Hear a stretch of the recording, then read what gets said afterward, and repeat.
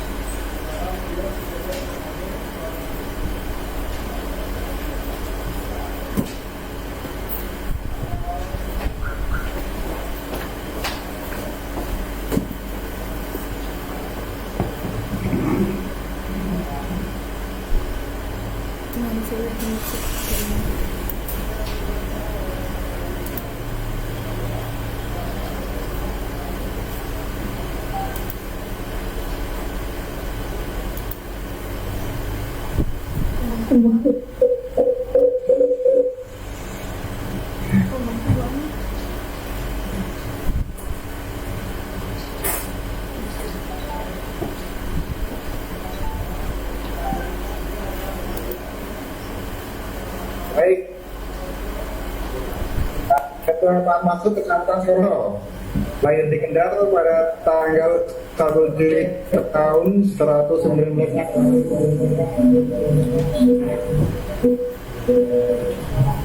Sebagai Kordib Hukum Penanganan Pelanggaran dan Penyelesaian Sengketa.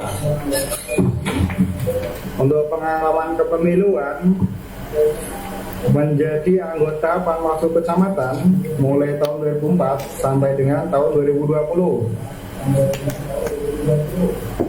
Sebagai reviewer kita pada program Bawaslu Bicara edisi ke-18 ini,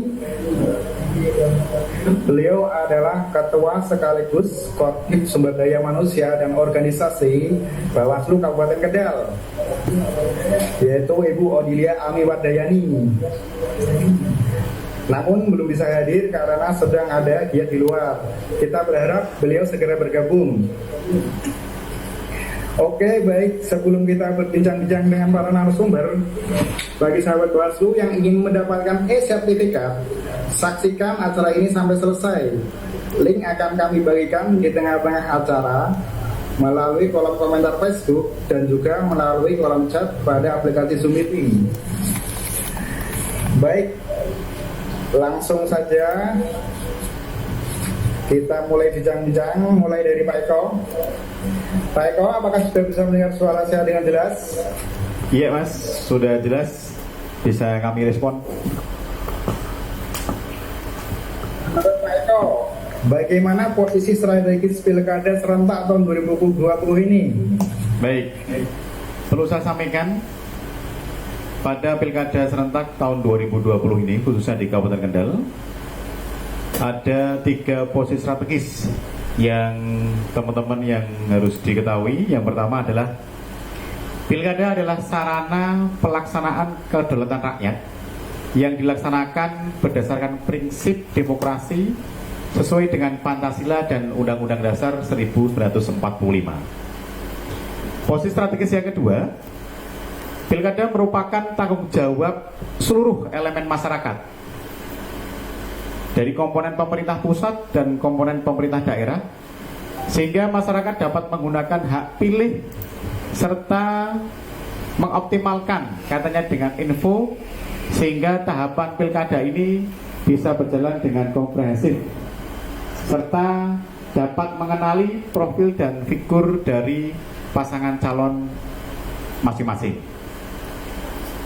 Kemudian posisi strategis yang ketiga, perlu teman-teman ketahui, tolak ukur dari suksesnya sebuah pilkada adalah terjaganya aspek stabilitas nasional, meningkatnya partisipasi pemilih, serta memperkuat proses persiapan untuk memperoleh kepala daerah atau wakil kepala daerah yang berintegritas.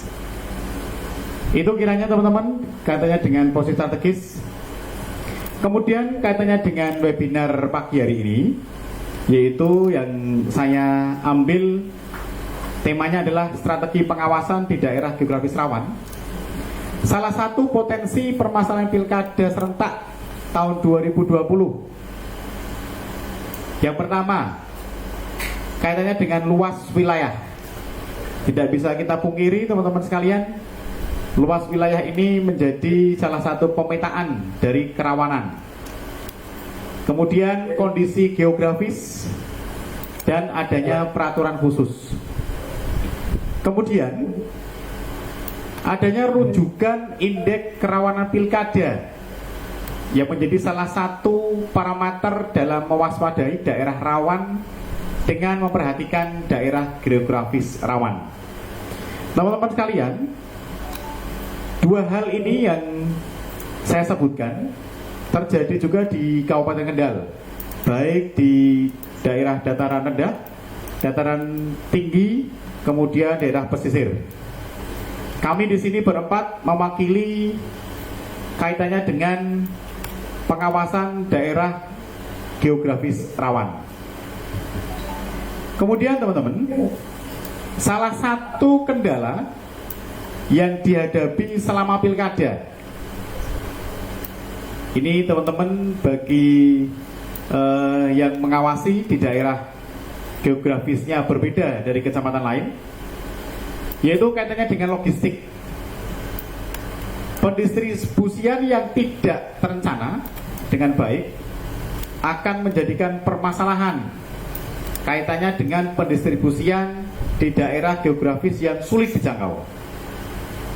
Yang kedua, terganggunya pendistribusian akibat kerawanan keamanan dan sulitnya kondisi geografis. Sebagai upaya deteksi dini dan untuk mencegah, pihak Bawaslu telah melakukan pemetaan terhadap potensi terjadinya kerawanan yang menjadi kendala diantaranya yaitu tadi masalah logistik. Nah, masalah logistik ini bisa kita atasi dengan 4T, teman-teman.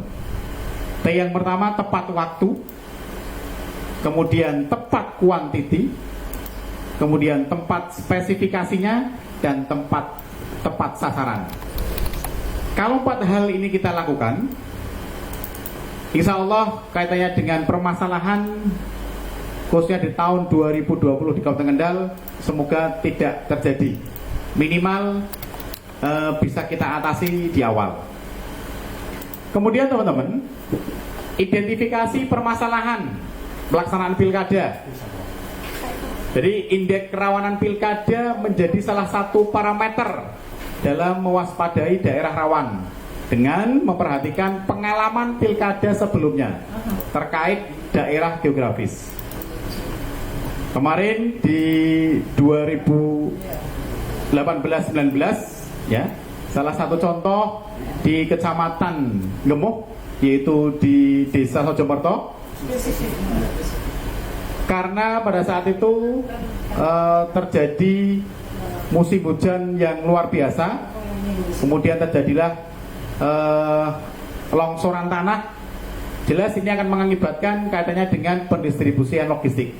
Ini harus kita lakukan pengawasan yang lebih daripada daerah-daerah yang tidak masuk dalam kategori daerah geografis rawan. Kemudian bagaimana langkah-langkah strategis yang harus dilakukan dalam mengantisipasi potensi permasalahan di daerah geografis rawan. Teman-teman sekalian, dari pengalaman yang sudah-sudah, berapa hal yang harus kita lakukan untuk mengatasi permasalahan tersebut. Yang pertama, melakukan pencegahan dengan mengirimkan surat kepada para stakeholder dari tingkat kecamatan sampai dengan RT/RW. Teman-teman, salah satu tugas dari seorang pengawas adalah melakukan pencegahan secara lisan maupun secara tertulis. Kita harus melakukan pendekatan secara emosional kepada para stakeholder untuk mensukseskan kaitannya dengan pilkada di tahun 2020 ini. Jadi pencegahan berupa mengirimkan surat ya secara tertulis maupun lisan itu harus sering kita lakukan dan ini menjadi kewajiban kita bersama. Yang kedua, menindaklanjuti semua laporan dugaan pelanggaran pilkada yang masuk ke Panwaslu. Jadi kita mempunyai tugas hukumnya wajib ya, kaitannya ada laporan dugaan pelanggaran segera untuk ditindaklanjuti ya. Kemudian yang ketiga, membangun pengawas partisipatif dari tingkat kecamatan sampai dengan RT/RW. Bapak Ibu dan teman-teman sekalian, jadi kita harus membangun kerjasama, membangun emosional yang bagus dengan para stakeholder yang tadi saya sampaikan. Mereka untuk kita jadikan menjadi pengawas partisipatif supaya pilkada ini berjalan dengan lancar. Yang keempat, kita harus berkoordinasi dengan TNI Polri untuk melakukan pemetaan potensi konflik dan kerawanan setiap tahapan guna deteksi dini terhadap aspek-aspek yang dapat mengganggu pelaksanaan pilkada serentak di tahun 2020 ini. Yang terakhir adalah yang harus selalu kita lakukan, yaitu sosialisasi kepada masyarakat.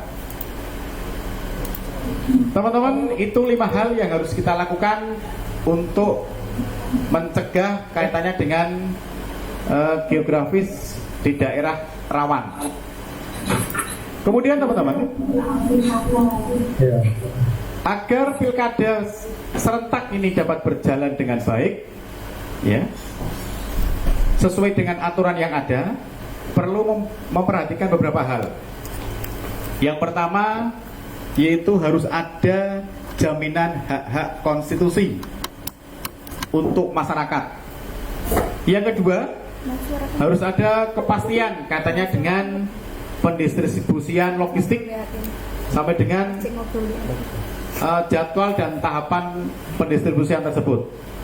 Yang ketiga, harus mengedepankan kecermatan untuk menghindari kecurangan dalam penyelenggaraan pilkada, terutama ini terkait dengan data pemilih. Yang keempat, pilkada harus menjadi tanggung jawab bersama, terutama pemerintah dan partai politik untuk juga mensukseskannya. Yang kelima teman-teman, yaitu adanya collective action dari semua pihak untuk memperhatikan aturan yang ada, terutama pada daerah dengan tingkat kerawanan yang tinggi. Selanjutnya adalah sebagaimana yang sudah diamanatkan dalam Undang-Undang Nomor 10 Tahun 2016, bagi kepala daerah atau wakil kepala daerah, baik yang akan maju dalam pilkada maupun yang tidak ikut kontestasi pilkada, dilarang melakukan penggantian pejabat, ya. 6 bulan sebelum pemungutan dan 6 bulan setelah pelantikan ini dilarang. Yang ketujuh teman-teman, dalam upaya mengoptimalkan koordinasi dan konsolidasi, maka Despilkada pemerintah daerah perlu mengoptimalkan khususnya dalam upaya identifikasi dan cegahan dini potensi masalah yang timbul. Selanjutnya adalah pemerintah daerah perlu sedini mungkin mempersiapkan calon pelaksana pengganti bupati apabila dalam pelaksanaan pilkada tersebut untuk maju kembali. Teman-teman sekalian, tadi sesuai dengan Undang-Undang Nomor 10 Tahun 2016, perubahan kedua atas Undang-Undang Nomor 1 Tahun 2015, dan penetapan peraturan pemerintah pengganti Undang-Undang Nomor 1 Tahun 2015 tentang pemilihan gubernur, bupati dan wali kota, sesuai dengan pasal 33, kalau teman-teman cermati di situ, adalah tugas dan wewenang Panwas Kecamatan. Salah satunya adalah pelaksanaan penghitungan dan pemungutan suara ulang, pemilihan lanjutan dan pemilihan susulan. Teman-teman sekalian, di poin tersebut mungkin terjadi apabila kita dalam pengawasan di daerah geografis rawan tidak dapat dioptimalkan. Tadi kami sampaikan ada 5 hal langkah-langkah strategis untuk mengantisipasi permasalahan daerah geografis rawan. Kemudian sebagai penutup teman-teman, beragam permasalahan pilkada seyogyanya menjadi pengalaman dan guru yang berharga bagi kita semua, khususnya bagi kelancaran pelaksanaan pilkada serentak di tahun 2020, untuk dapat mengantisipasi dan memberikan solusi atas persoalan yang mungkin terjadi. Jadi teman-teman, sedini mungkin kita lakukan pencegahan, kita lakukan sosialisasi, kita lakukan koordinasi kepada beberapa stakeholder yang ada di wilayah kita masing-masing. Sekian teman-teman pemaparan dari saya. Nanti bisa kita lanjut katanya dengan tanya jawab. Selanjutnya akan disambung oleh narasumber di sebelah kanan saya, ada Bu Zumrodun. Terima kasih. Salam awas dan selalu bahagia. Oke, terima kasih Bapak Eko atas pemaparannya. Mengingatkan kembali bagi sahabat Bawaslu yang sudah bergabung dan ingin bertanya, silahkan dapat menuliskan pertanyaan di kolom Zoom meeting maupun melalui kolom komentar di Facebook. Baik, selanjutnya adalah dari Bu Jumratun. Saya mau tanya Bu Jum, PKPU yang mengatur tentang tata cara dan tahapan pilkada serentak di tengah pandemi COVID-19 itu apa, Bu? PKPU nomor 5 tahun 2020 itu adalah PKPU yang mengatur semua tahapan atau program jadwal pilkada, dan ini tentunya dikaitkan dengan penanganan memakai protokol kesehatan di tengah pandemi COVID-19 atau virus corona. Kemudian langkah-langkah apa yang sudah diambil Panwaslu Kecamatan Rawasari dalam menghadapi pilkada lanjutan tahun 2020? Maksudnya strategi pengawasan seperti apa? Oh ya, baik. Karena ini sistemnya pertanyaan ya, saya akan menjawab. Langsung saja ini. Sebetulnya saya akan menyampaikan materi saya berkenaan dengan penanganan rawan pemilu berkaitan dengan geografis rawan di tengah pandemi COVID-19 atau corona.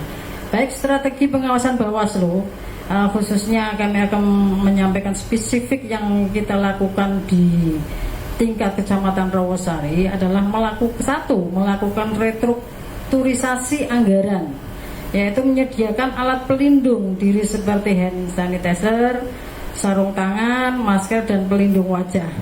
Hal ini sangat penting karena untuk menjalankan protokol kesehatan,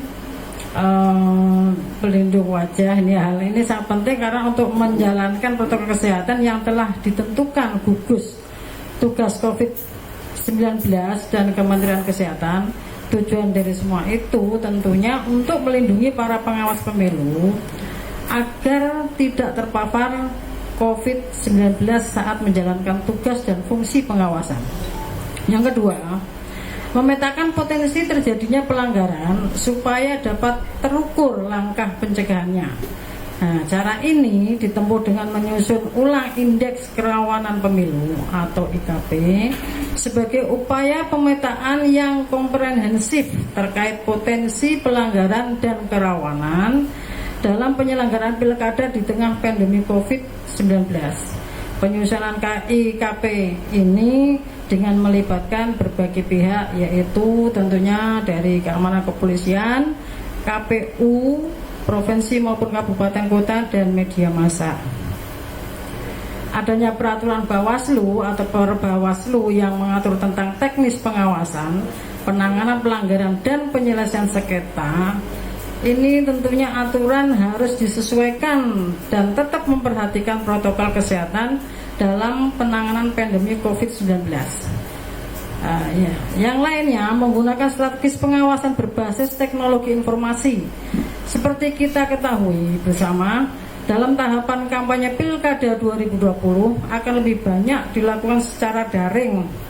Oleh karena itu, para pengawas pemilu harus meningkatkan kemampuan dalam penggunaan teknologi informasi agar dapat melakukan pengawasan secara maksimal.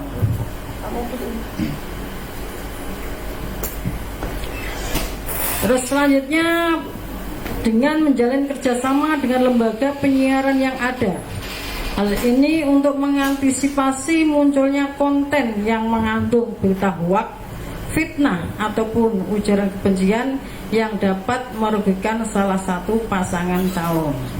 Selanjutnya, memperbanyak himbauan dan pencegahan pelanggaran pilkada melalui media sosial yang dimiliki Bawaslu seperti Facebook, Instagram, dan Twitter.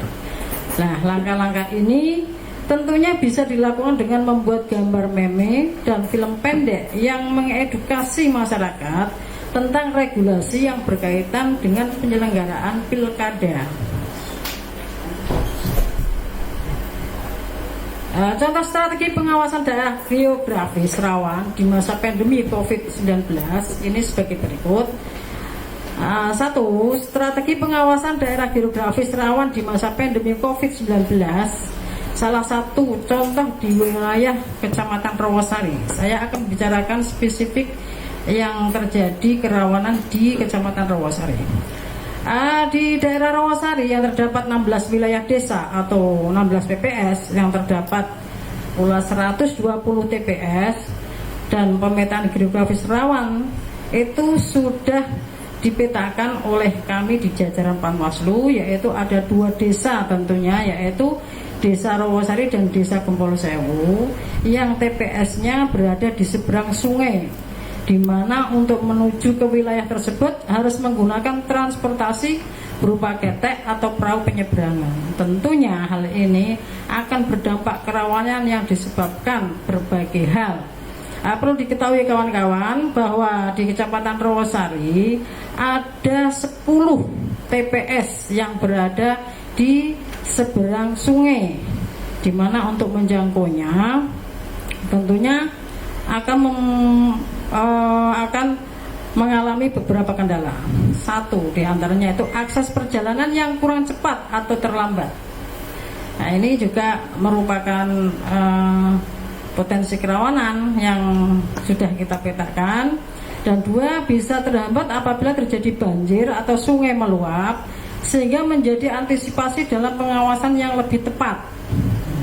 Tentunya ini juga kita harus berkoordinasi dengan pihak-pihak terkait yang ada di tingkat kecamatan. Kita tetap melibatkan dari pihak kepolisian, Koramil maupun Trantik yang ada di kecamatan. Selanjutnya sarana komunikasi yang kadang kurang jelas ya, karena terhalang sungai dan merupakan daerah terpencil, yaitu salah satunya di daerah Ngelarangan atau daerah Bulusan. Ini juga merupakan kerawanan ya, yang sudah kita antisipasi terkait dengan informasi data tentunya.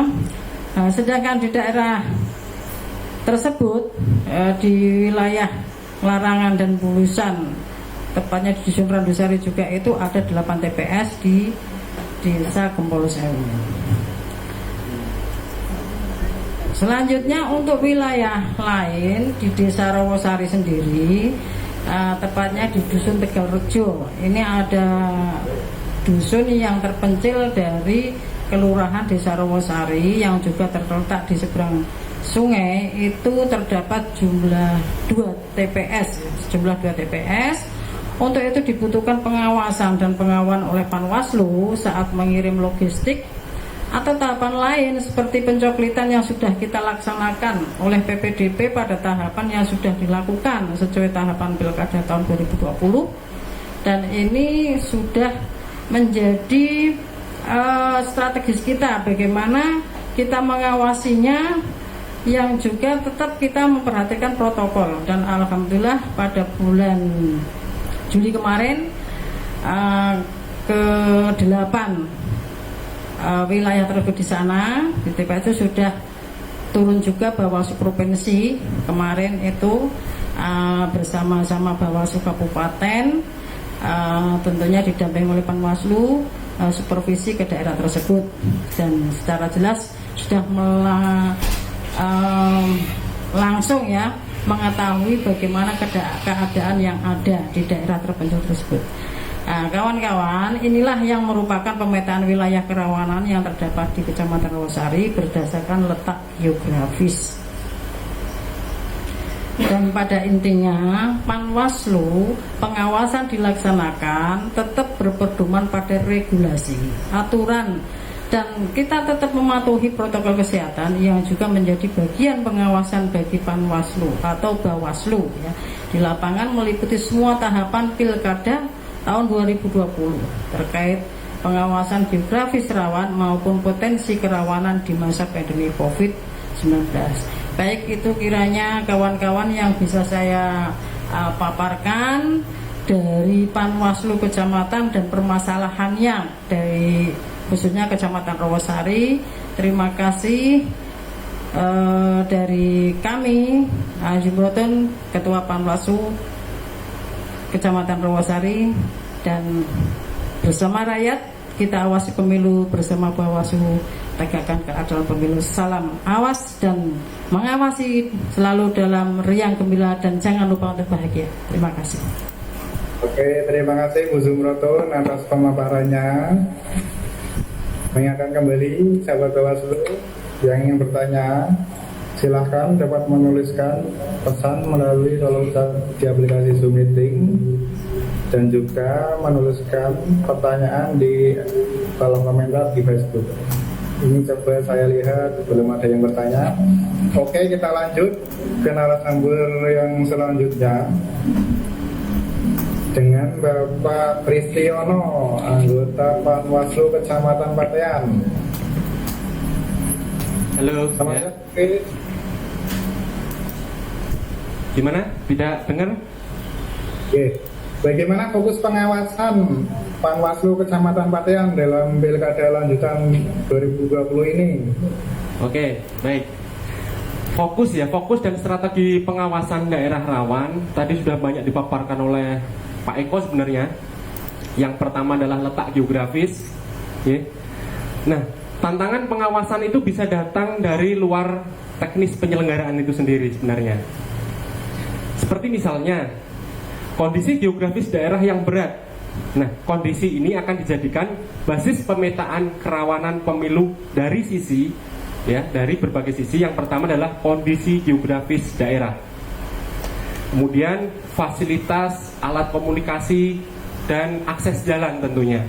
Nah, ini menjadi tantangan tersendiri bagi Bawaslu, ya, terutama untuk wilayah-wilayah atau daerah-daerah yang seperti tadi yang sudah saya sebutkan. Contoh ada di daerah Kecamatan Patean mungkin. Di Kecamatan Patean itu ada beberapa titik atau beberapa wilayah yang akses jalan mungkin dan juga akses komunikasinya kurang baik. Nah, untuk masalah-masalah ini yang bisa kita lakukan hanyalah kita berdamai mungkin ya dengan itu, karena tidak mungkin menjelang pemilihan Bawaslu membangun jalan dan lain sebagainya. Yang bisa kita lakukan adalah memaksimalkan celah sekecil apapun. Sebagai contoh adalah media komunikasi.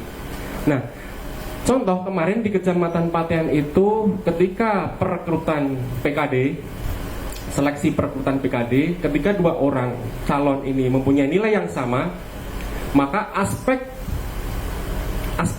penilaian terakhir adalah sinyal siapa yang paling bagus. Mungkin ini agak menggelikan, tetapi ini memang fakta yang terjadi seperti itu. Dan terbukti selang beberapa bulan kita banyak, ya, menggunakan daring karena pandemik COVID-19. Itu adalah contohnya seperti itu. Ya, solusinya mungkin mengoptimalkan segala sesuatu yang ada. Celah sedikit pun maka kita akan optimalkan. Kemudian yang berikutnya ada netralitas ASN. Nah, banyak daerah yang terdapat calon petahana yang maju kembali sebagai calon kepala daerah. Ini tidak bisa kita pungkiri, banyak sekali. Nah, ini menjadi konsen penting atau menjadi apa ya? Letak pengawasan yang ekstra oleh Bawaslu karena akan sangat rawan menggunakan fasilitas negara dan juga mobilisasi birokrasi mungkin seperti itu untuk mendukung atau mendulang suara secara maksimal. Mungkin hal ini sudah lama dilakukan karena sebelum Panwas kecamatan atau Panwas tingkat desa dibentuk, mobilisasi birokrasi ini sudah lama dilakukan. Mungkin kalau dalam bahasa Jawa sudah ditata seperti itu, ya. Kita tidak bisa berbuat apa-apa sekali lagi karena itu jauh sebelum Panwas kecamatan dan Panwas tingkat desa dibentuk. Nah, seperti yang tadi Pak Eko sampaikan, mungkin salah satu solusinya adalah mengirimkan surat himbauan mulai dari tingkat kecamatan bahkan sampai tingkat desa atau kelurahan. Surat-surat himbauan, surat-surat pencegahan dikirim, kemudian merangkul semua pihak, ya. Merangkul semua pihak mulai dari tingkat kecamatan sampai desa. Bahkan kita mungkin kalau ketika monitoring, ya, bahasanya monitoring ketika desa, kita sempatkan mampir ke kantor kelurahan atau kantor kepala desa. Di situ hanya sekedar sharing, mungkin ya, sharing, ngobrol-ngobrol biasa, sehingga akan muncul budaya seperti ewuh, seperti itu ya, ewuh pakai ewuh. Sehingga ini menurut saya obat yang ampuh untuk mencegah terjadinya pelanggaran pemilu seperti itu. Kemudian yang berikutnya adalah peran serta masyarakat. Nah, peran serta masyarakat ini kalau kita lihat, partisipasi masyarakat untuk ikut mengawasi dan terlibat langsung dalam pengawasan itu sangat-sangat kurang sekali. Banyak masyarakat yang masih menganggap bahwa pengawasan penyelenggaraan pemilu itu hanya tugas dari Bawaslu. Kalau memang tugas dari Bawaslu, ini akan sangat berat sekali ketika tidak ada partisipasi masyarakat sedikit pun. Ya, karena tugas Bawaslu itu dilihat dari personelnya saja sudah sangat kurang untuk mengawasi, mencakup semua aspek daerah. Nah, mungkin hal-hal yang akan dilakukan adalah sosialisasi yang masif kepada masyarakat untuk mengajak masyarakat ikut berpartisipasi dalam pengawasan pilkada khususnya yang akan kita hadapi ini, Pilkada Kendal 2020. Kemudian merekrut relawan-relawan yang mempunyai jiwa pengawas. Di daerah kami ada beberapa orang yang kemarin terjun di pengawasan dan sekarang tidak bisa karena banyak faktor ya, salah satunya faktor pekerjaan dan lain sebagainya, tetapi masih mempunyai jiwa-jiwa pengawas. Ini yang kita rangkul, sehingga dari mereka ini akan kita gali informasi-informasi yang kaitannya dengan pelaksanaan pilkada. Kemudian yang terakhir, peranan media. Nah, tantangan berat pada situasi pandemik, apalagi ya pandemik COVID-19 ini, memaksa media sosial sebagai sarana, benarnya sarana citra diri paling ampuh.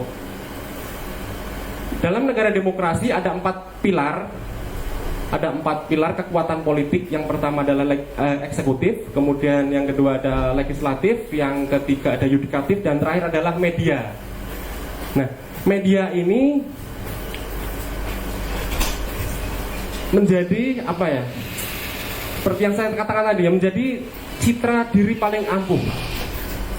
Media sekarang sudah dibagi ada banyak sekali. Kalau dulu mungkin media cetak dan elektronik, kalau sekarang muncul media sosial yang luar biasa banyaknya.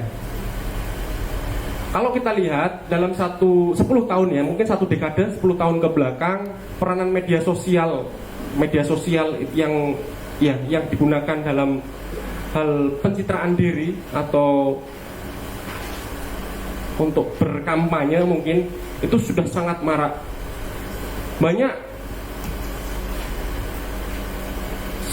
selebgram mungkin ya kalau di Instagram ya, kemudian ada di Twitter itu ada seleb tweet mungkin ya, yang mempunyai jumlah pengikut yang banyak sekali.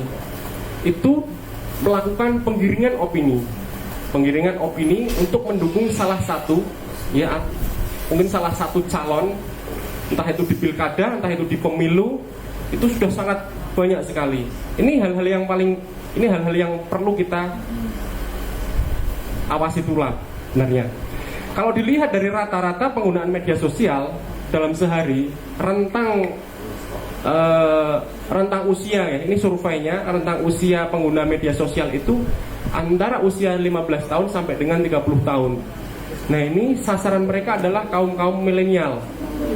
Kaum milenial yang tentunya belum mempunyai ilmu politik yang kuat atau dasar ilmu politik yang kuat, sehingga ketika orang yang diikuti atau idolanya tersebut melakukan penggiringan opini atau mengarahkan opini ke salah satu calon misalnya, maka dia akan mengikuti pula seperti itu. Bahkan menurut surveinya, media sosial itu digunakan sehari bisa sampai 5 sampai 6 jam. Nah, di sini Bawaslu juga hadir seperti programnya Pak Arief, yang kita harus mempunyai media sosial, harus aktif di media sosial. Ini tentunya juga akan sangat membantu sekali dalam hal pengawasan di media sosial. Jadi Bawaslu seolah-olah hadir di situ, ikut mengawasi kegiatan-kegiatan yang tidak ada di real nih. Karena situasi pandemik ini akan memaksa kita lebih banyak bekerja atau lebih banyak beraktivitas di media sosial. Kira-kira seperti itu paparannya dari kami. Mungkin itu saja yang bisa saya sampaikan. Kurang lebihnya mohon maaf. Saya akhiri. Assalamualaikum warahmatullahi wabarakatuh. Waalaikumsalam warahmatullahi wabarakatuh. Terima kasih Pak Des atas pemaparannya yang saya garis bawahi bahwa yang langkah yang sudah diambil oleh Pak Waslu Kecamatan Lembaga, yaitu yang pertama dengan melakukan sosialisasi, yang kedua dengan merekrut relawan-relawan, kemudian telah melakukan pendidikan politik kepada masyarakat. Sudah ada satu pertanyaan ini untuk Bu Zumrotun dari Bapak Ardian dari Waleri. Bu Zum, untuk Kecamatan Rawasari banyak dari bakal calon yang sekarang mulai mencuri sesat dalam tanda kutip dengan letak geografis yang memang terpisah dari sungai besar, dan ancaman kerawanan lainnya seperti apa? Seperti adanya fanatisme dari beberapa masyarakat, mungkin membutuhkan strategi khusus dan energi khusus di daerah pesisir. Langkah strategis apa yang dilakukan oleh Panwaslu Kecamatan Rawasari khususnya serta rekan-rekan Panwasan lain dalam pengawasan? Terima kasih. Oke, akan saya jawab pertanyaan dari Bapak Ardian ya, dari Kecamatan Waleri. Langkah-langkah strategis yang kami lakukan di lapangan, khususnya Panwaslu Kecamatan Rawasari, terkait dengan geografis rawan dan menyikapi bahwa di Rawasari itu ada TPS, beberapa TPS yang berada di wilayah seberang laut ya, seberang sungai ya, seberang sungai.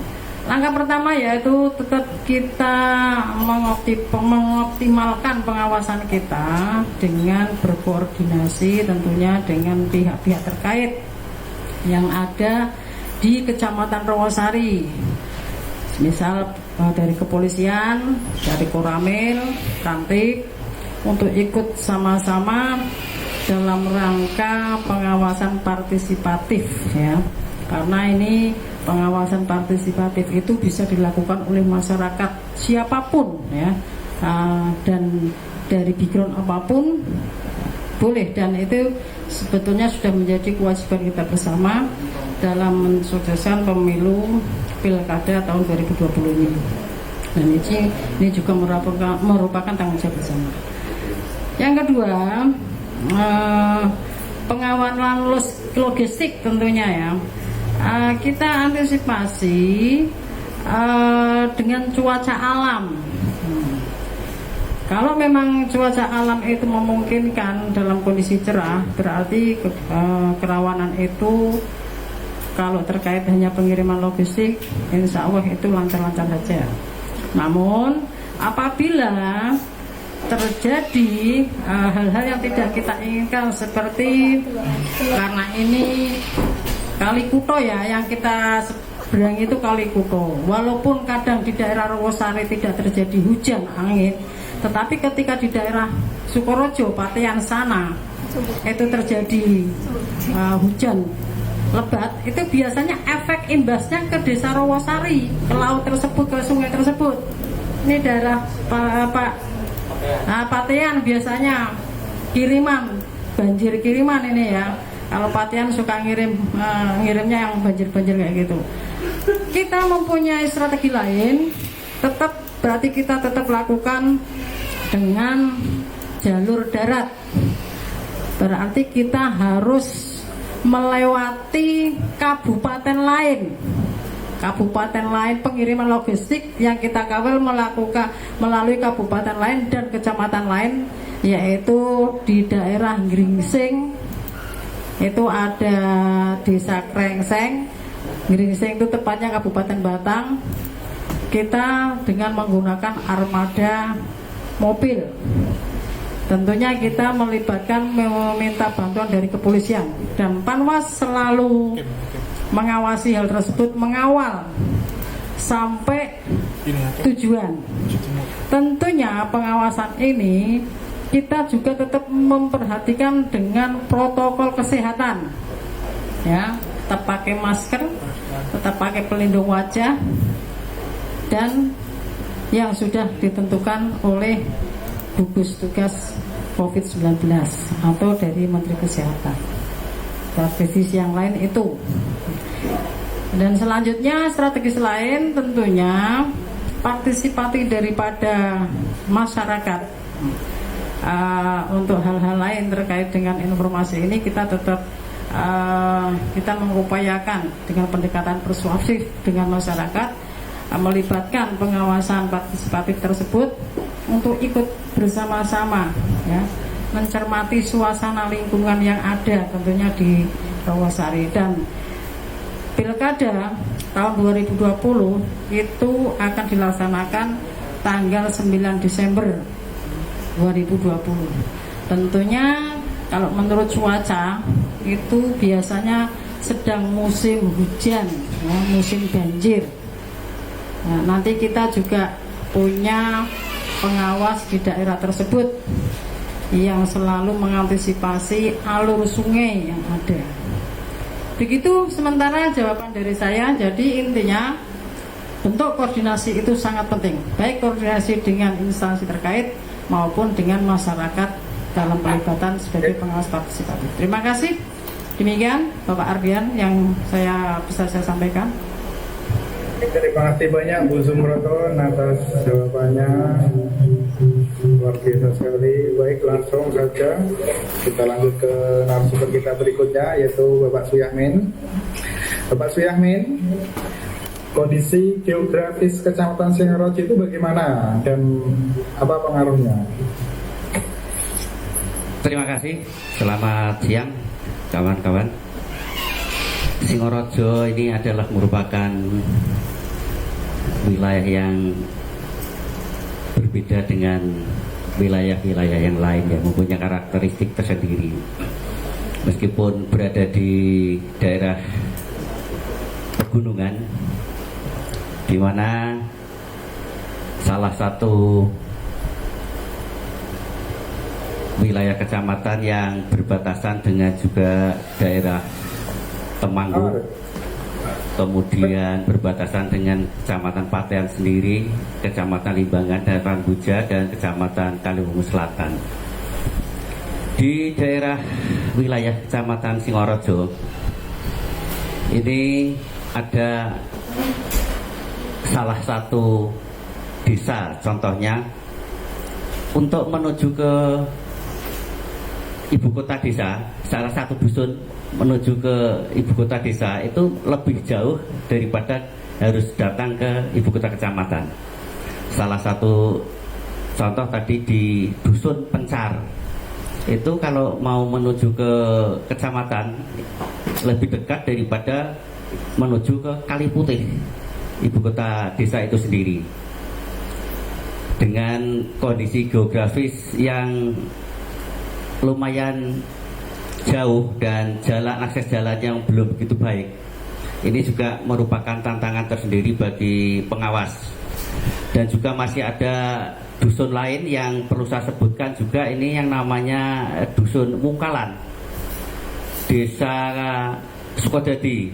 Ini untuk menuju akses ke sana ini harus melewati wilayah Kabupaten Temanggung. Nah, daerah-daerah semacam ini masih juga ada daerah lain yang terkendala dengan rawan dengan konektivitas provider. Salah satu contoh tadi di desa Singorojonya, di dusun Singorojo, kemudian desa Cacaban, kemudian desa Getas. Ini cukup agak kesulitan provider tertentu untuk menjangkau daerah itu, sehingga kami selaku pengawas Kecamatan Singorojo yang sudah pernah melakukan kegiatan pengawasan ini sejak tahun 2004 sampai dengan sekarang. Insya Allah tidak ada kendala yang berarti meskipun ada hambatan-hambatan semacam itu. Karena bagaimanapun juga kami telah siapkan strategi-strategi yang berupa pertama itu kami selalu koordinasi dengan pemangku kepentingan, baik itu tokoh masyarakat, tokoh formal, kepala desa, dan juga tokoh-tokoh non formal, tokoh masyarakat, tokoh pemuda, tokoh agama, dan tokoh masyarakat lainnya. Kemudian ada satu desa yang mempunyai TPS yang cukup banyak, ini Kertosari. Nah, di Kertosari ini kalau kita mengacu pada undang-undang penyelenggara pemilu yang terdahulu, apabila TPS-nya banyak semacam ini diperlukan adanya pengawas pemilu desa lebih dari satu. Namun demikian karena keterbatasan dana barangkali sehingga Kertosari pun juga hanya satu TPS, kita tetap mengoptimalkan petugas yang ada. Sehingga pada kesimpulannya ada 3. Yang pertama, kita mengoptimalkan petugas yang ada. Kemudian kita selalu koordinasi dengan pemangku kepentingan, baik tadi berupa Thomas, Toga, dan tokoh pemuda. Kita juga selaku pengawas Kecamatan Singorejo ada grup di sosial media ini dengan teman-teman ketua parpol yang ada di kecamatan, sehingga kita memudahkan untuk komunikasi dengan mereka. Ada informasi apa, himbauan apa dari Bawaslu dan sebagainya, kita langsung sampaikan kepada mereka, sehingga ada komunikasi imbal balik yang cukup intens terhadap mereka. Begitu nampaknya yang dapat saya sampaikan. Terima kasih. Pak, kemudian jumlah DPT di Kecamatan Singorejo itu ada berapa sih, Pak? DPT berdasarkan DPSHP kemarin untuk jumlahnya 42.501 yang terdiri dari 124 TPS. 124 TPS, TPS terbanyak ada 22 TPS, kemudian TPS terkecil ada di desa Cacaban, yakni ada 3 TPS.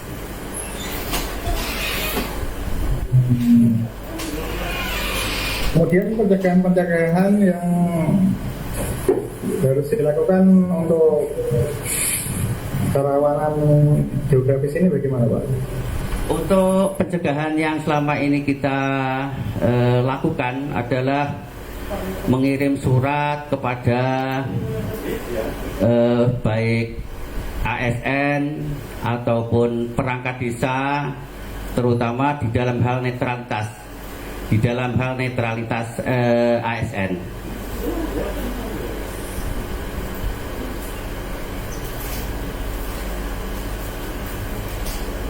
Selanjutnya, bagi sahabat Bawaslu yang masih mengikuti kegiatan program Bawaslu Bicara ini, link sertifikat akan segera kami bagikan. Jangan live dulu ya. Oke. Belum ada pertanyaan lagi. Baik. Untuk informasi saja, sahabat Bawaslu, pilkada akan dilaksanakan pada tanggal 9 Desember tahun 2020. Ayo, sahabat Bawaslu, terlibat langsung menjadi pengawas partisipatif. Kemudian kembali ke Pak Eko. Langkah strategis apa, Pak Eko, dari pengawasan umum jika ada fanatisme dari beberapa masyarakat di daerah geografis rawan di kecamatan umum itu? Ya, terima kasih Mas. Langkah-langkah strategis yang sampai dengan saat ini kami lakukan, perlu teman-teman ketahui di wilayah Kecamatan Gemo itu terdapat daerah geografis rawan, yaitu di Desa Sojomerto, tepatnya di Dukuh Klantung dan di Dukuh Seneng. Di Dukuh Klantung itu teman-teman, apabila terjadi banjir, sama sekali akses jalan nggak bisa kita lalui. Menggunakan mobil, motor, sama sekali nggak bisa dilalui. Apabila kita ingin menjangkau, dengan terpaksa harus jalan kaki. Kemudian pada saat itu sudah masuk dalam pendestrian logistik, itu harus kita panggul. Ini. Kemudian di Dukuh Seneng itu, walaupun pada saat musim kemarau seperti ini, akses motor atau mobil nggak bisa. Jadi hanya bisa diakses dengan jalan kaki. Dua dukuh ini menjadi prioritas dalam pengawasan di daerah yang geografisnya rawan. Jadi yang sudah kita lakukan teman-teman di desa tersebut, khususnya di dua dukuh. Nah, di saat virus pandemi COVID-19 ini, kita harus menguatkan imun tubuh. Salah satunya kita melakukan sepeda. Di saat kita melakukan sepeda, ya, kuas bareng-bareng dengan teman-teman pengawas kelurahan desa, sambil kita sosialisasikan kaitannya dengan pelaksanaan pilkada dan untuk ikut serta sebagai pengawas partisipatif. Ini sudah kita lakukan di Desa Sojomerto. Kemudian dari Bawaslu sendiri sudah turun juga ke lapangan kaitannya melihat akses jalan tersebut.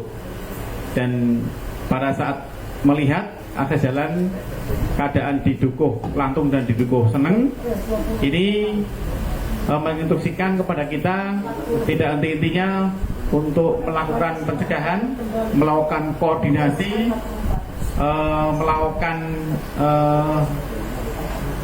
komunikasi yang intens kepada berbagai pihak kaitannya untuk meminimalisir kaitannya dengan kerawanan di daerah tersebut. Itu kiranya Mas yang sudah kami lakukan. Oke, ada pertanyaan lagi ini dari Bapak Muhammad Abdul Rois Soleh untuk Pak Pristiono. Bagaimana tanggapan Bawaslu mengenai bakal calon yang merapatkan pergerakannya di ulama-ulama maupun stakeholder, lalu berfoto dan diupload ke sosial media? Apakah memang tidak ada kajian mengenai pola strategi pengawasan seperti ini? Baik, untuk apa tadi? Calon yang merapatkan pergerakannya kepada ulama-ulama maupun stakeholder, kemudian berfoto seperti itu, diupload ke media sosial. Baik. Selama jadi kajian kita, selama tidak melanggar, artinya semua warga negara kan mempunyai hak, terkecuali ASN. Apabila ada ASN yang berfoto kemudian diupload, maka itu akan menjadi konsen penting bagi kita. Tetapi kalau ada ulama-ulama atau calon yang berfoto dengan ulama kemudian diupload media sosial, ini menurut kami sah-sah saja, tidak ada larangan untuk itu. Seperti itu kira-kira. Oke, kemudian dari Pak Eko, bagaimana menanggapi pertanyaan ini? Baik Mas, tahapan sekarang ini adalah masih tahapan yaitu untuk pendaftaran calon ya. 23 besok baru pengumuman calon. Kemudian 24 itu pengambilan nomor urut. 26 sampai dengan 5 Desember baru tahapan kampanye. Perlu kita ketahui teman-teman semua.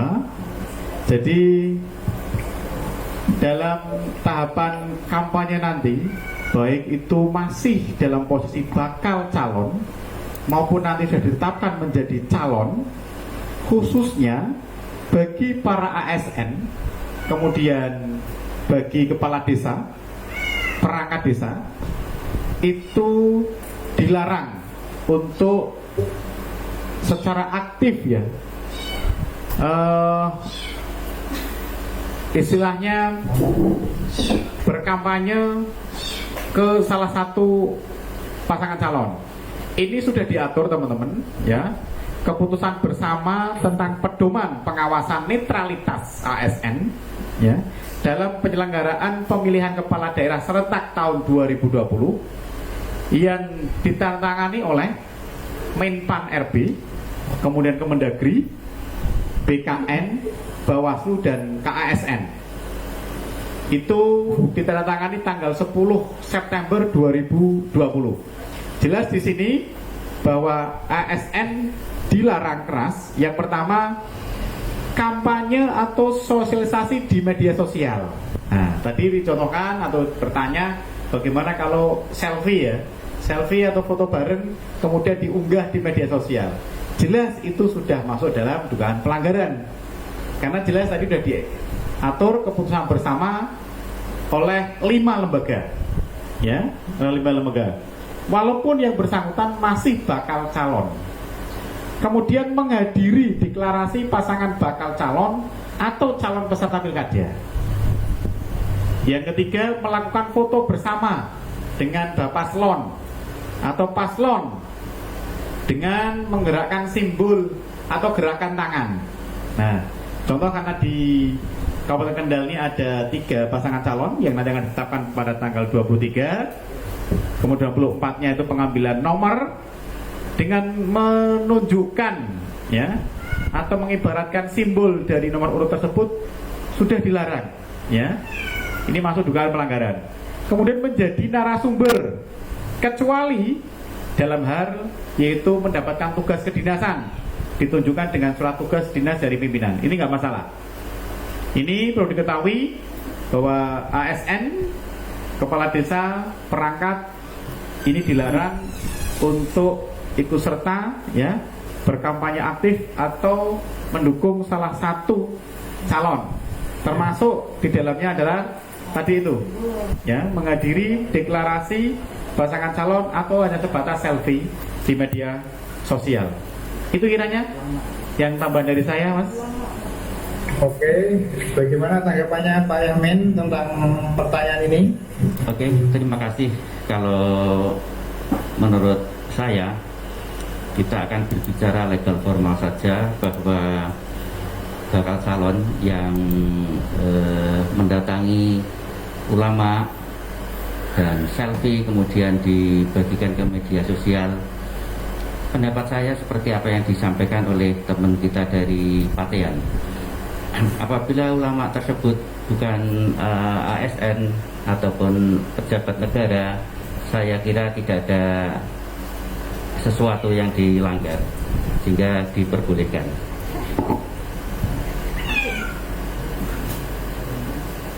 Oke, selanjutnya Bu Zum, bagaimana Bu Zum tanggapannya mengenai pertanyaan ini? Oke, terima kasih.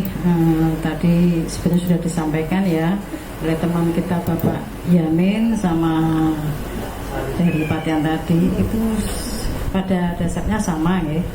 Kalau ini kan fokusnya di ulama ya, kalau ulama itu saya kira tidak jadi masalah dan itu boleh-boleh saja dan tidak ada pelanggaran di sana. Namun tadi juga disampaikan bahwa yang dilarang itu memang ASN ya. ASN tadi sudah dijelaskan sama Bapak Eko. Saya hanya akan menambahi saja bahwa itu memang sudah tertuang dalam SKB surat keputusan bersama itu nomor 6 SKB atau ASN ya garing 9 tahun 2020 itu nomor 0314 itu memang yang mengatur bahwa keterlibatan ASN itu dilarang baik sebelum penetapan maupun sesudah penetapan calon bupati dan wakil bupati. Saya kira itu saja. Terima kasih. Selanjutnya belum, bagaimana jika kita menemukan ASN, PNS atau perangkat desa yang berfoto dengan paslon, bagaimana caranya lapor Bu Sum? Oh, siap. Adakah masyarakat dilindungi atau ada perlindungan hukum dari Bawaslu? Baik, kita pakai aturan regulasi yang ada saja ya Mas. Apabila kita menemukan ASN, kepala desa atau perangkat desa, kita kembali pada Undang-Undang Pemilu nomor 7 tahun 2017, di mana ada pasal 70 yang mengatakan bahwa ASN, TNI Polri, lurah atau sebutan lain kepala desa dilarang melakukan tindakan yang menguntungkan atau merugikan calon. Artinya apa? Kalau sudah begitu berarti sudah melibatkan diri ya, sudah melibatkan diri berarti di sini tugas Panwas itu tidak hanya menindaklanjuti pelanggaran, tetapi Panwas itu diwajibkan harus mencegah dulu. Karena terjadinya pelanggaran itu bisa juga kalau tidak ada pencegahan. Maka upaya dari Panwaslu kita cegah dulu. Apabila belum terjadi hal tersebut, maka kita himbau kepada masyarakat, tentunya kepada ASN ya. Nah, kita berikan penjelasan dengan pendekatan persuasif bahwa keterlibatan ASN itu dilarang. Kalau perlu kita tunjukkan regulasi yang mengatur tersebut. Namun apabila sudah berada di acara tersebut kita temukan, berarti tetap kita harus menindaklanjuti. Paling tidak tadi pencegahannya bisa untuk memulangkan, memberi kesempatan untuk tidak meninggalkan acara tersebut. Tapi kalau itu pun tidak diperhatikan, maka kewajiban kita harus menindaklanjuti dengan aturan-aturan yang ada. Tentunya kita juga nantinya dari hasil tindak lanjut itu kita akan memberikan surat atau rekomendasi kepada instansi terkait, kepada atasan ASN tersebut atau instansi terkait yang lain. Begitu penanganan yang harus dilakukan oleh Panwaslu di tingkat kelurahan atau di tingkat kecamatan. Terima kasih. Oke, baik, terima kasih Bu Zum atas jawabannya. Terkait berita hoax, black campaign yang ada di media sosial, saya mau tanya kepada Pak Riz, apakah Cybercrime Bawaslu atau tim khusus yang khusus mengawasi di medsos ini, Pak? Baik. Medsos ini memang unik ya menurut saya. Kenapa? Karena lebih efektif menurut saya daripada kampanye yang sudah konvensional dengan yang sekarang model medsos. Ini lebih efektif yang medsos. Nah, untuk penyebaran berita hoax sendiri itu, jika yang menyebarkan akun yang sudah terverified atau sudah bisa dipastikan, itu gampang. Maka orang tersebut pun akan hati-hati dengan berita yang dia share mungkin ya. Tetapi banyak sekali akun yang dinamakan akun-akun anonim gitu ya. Jadi bukan nama dia, fotonya juga bukan foto dia. Jadi orang tidak tahu dia sebenarnya siapa. Ini yang paling sulit menurut saya. Nah, Bawaslu sudah bekerja sama dengan kepolisian yang mengatur tentang cybercrime mungkin ya. Itu wewenangnya untuk penyebaran berita hoax ini memang ranahnya cybercrime ya. Yang bisa kita lakukan adalah berbijaksanalah menggunakan sosmed, termasuk penelusuran berita-berita tersebut. Apakah berita tersebut didapat dari sumber yang terpercaya atau tidak? Kalau yang terpercaya jelas wartawannya ditulis nama wartawannya, kemudian kantor beritanya juga ada jelas. Tapi kalau yang di-share, contoh seperti di-share di WhatsApp, grup WhatsApp keluarga dan lain sebagainya, itu akan susah ya, menurut saya seperti itu. Nah, untuk berita hoax yang ada di media sosial memang ranahnya memang ranah cybercrime. Jadi Bawaslu sudah bekerja sama dengan kepolisian yang mengurus tentang cybercrime ini. Nah, mekanismenya seperti apa itu ranahnya cybercrime, seperti itu kira-kira. Oke, baik Pak Tis atas pemaparannya. Karena ini belum ada pertanyaan lagi, mungkin closing statement dulu dari Pak Eko atas strategi pengawasan daerah geografis rawan. Baik teman-teman sekalian, kaitannya dengan bagaimana strategi pengawasan daerah di geografis rawan, paling utama adalah teman-teman yang harus kita lakukan, yaitu lakukan dengan cara pencegahan baik tertulis maupun lisan. Tidak henti-hentinya adanya komunikasi, koordinasi dengan beberapa stakeholder. Yang namanya daerah geografis rawan, ya, ini harus menjadikan pengawasan yang lebih daripada daerah-daerah yang lain. Kemudian teman-teman, jangan lupa sosialisasikan katanya dengan pilkada ini, khususnya adalah pengawasan daerah di geografis rawan. Paling efektif adalah lewat media sosial, ya. Kecuali tadi ada pendekatan emosionalnya dengan para stakeholder dari tingkat kecamatan sampai tingkat RT RW. Kiranya itu teman-teman, closing statement dari saya. Jangan lupa untuk selalu jaga kesehatan dan selalu bahagia. Terima kasih.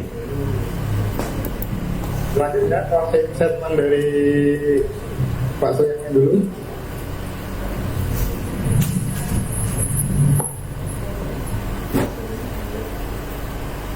Terima kasih.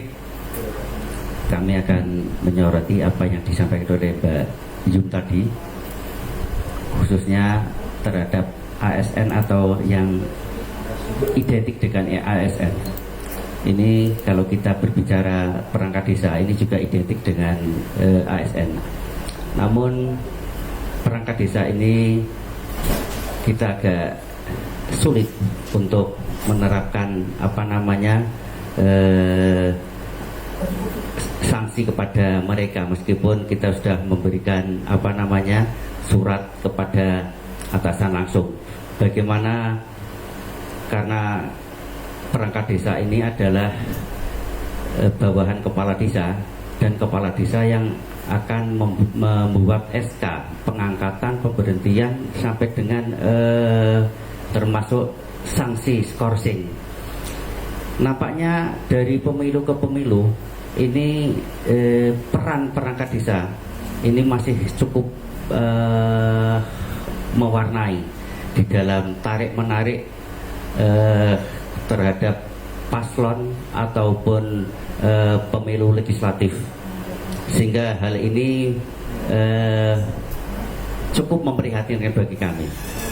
Kemudian closing statement saya bahwa mari kita laksanakan pengawasan dengan riang gembira, dan juga tidak lupa tetap mengutamakan mengedepankan protokol kesehatan. Semoga pelaksanaan pilkada di Kabupaten Kendal ini sesuai dengan ketentuan yang berlaku, yakni jujur, adil, dan bermartabat.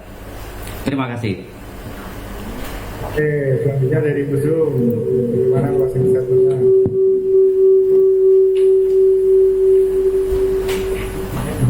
Oke, sebagai closing statement saya terkait dengan pengawasan pada potensi kerawanan di masa pandemi COVID-19 terkait dengan geografis rawan, saya hanya ingin menyampaikan kepada teman-teman sekalian, pada masyarakat, ayo kita awasi bersama-sama pilkada tahun 2020 di Kabupaten Kendal. Jadikan pilkada ini pilkada yang bersih, pilkada yang jujur, pilkada yang berkualitas.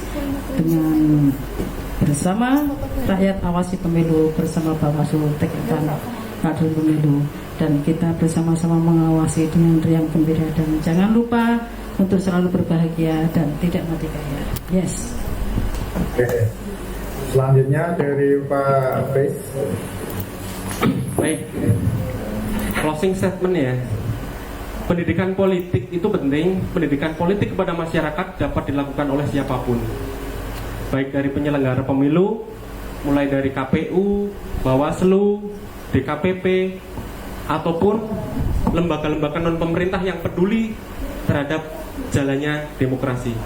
Mungkin contohnya seperti LSM, atau bahkan partai politik itu sendiri yang memberikan edukasi terhadap masyarakat. Bahkan mungkin bisa tokoh-tokoh masyarakat yang punya tanggung jawab terhadap edukasi politik kepada masyarakat. Karena secara sadar maupun tidak sadar, kita hidup itu sudah dipengaruhi oleh politik. Untuk yang merokok misalnya, harga tembakau, harga rokok itu tidak lepas dari kebijakan politik. Harga sembako mungkin yang ibu-ibu juga itu tidak lepas dari kebijakan politik. Bahkan harga BBM, mungkin harga diri juga tidak lepas dari kebijakan politik. Maka dari itu, pendidikan politik untuk masyarakat sangat-sangat diperlukan. Dan terakhir dari saya,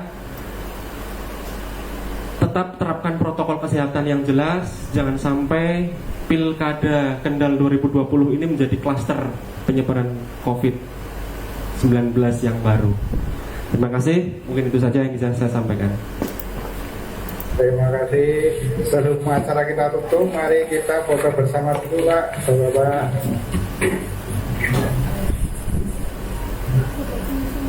Ya.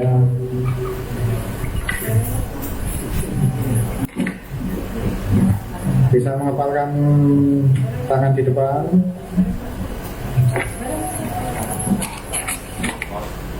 Satu, dua, tiga. Salam awas. Oke. Demikianlah program Bawaslu Bicara edisi kali ini. Semoga bermanfaat.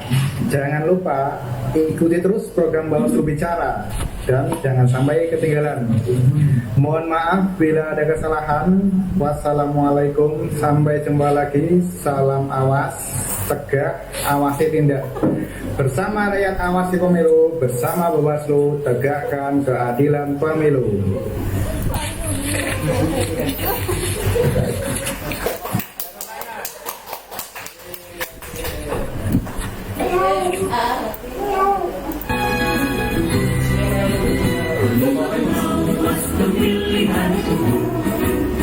Mengabdi untuk negara dan berjiwa Pancasila, bertugas untuk mengawal demokrasi bangsa Indonesia. Berdasar undang-undang kami pun berdiri, wujudkan harapan reformasi. Kobarus semangat kami tak akan berhenti, ayo awasi. Jujur, adil, mandiri, berintegritas tinggi, menjaga hak pilih di seluruh negeri. Bersama rakyat awasi pemilu, demokrasi